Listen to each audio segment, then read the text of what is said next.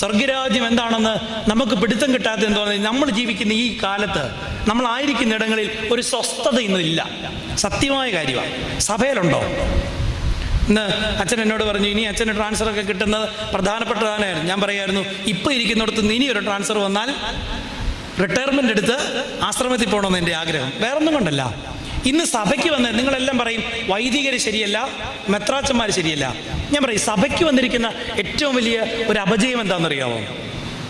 പള്ളിക്കുള്ളിൽ കയറുന്നവനല്ല, പള്ളിക്ക് വെളിയിൽ നിന്ന് ഈ സഭയെ ഉദ്ധരിക്കാൻ ശ്രമിക്കുന്ന ഒരു പവർ ഗ്രൂപ്പ് ഉണ്ടാവും.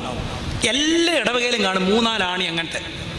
അച്ഛൻ പറയുന്നുണ്ടെന്ന് തോന്നരുത് കേട്ടോ അച്ഛാ, ഞാൻ ഇവിടുത്തെ കാര്യമല്ല പറയാം, എല്ലായിടത്തും കാണും.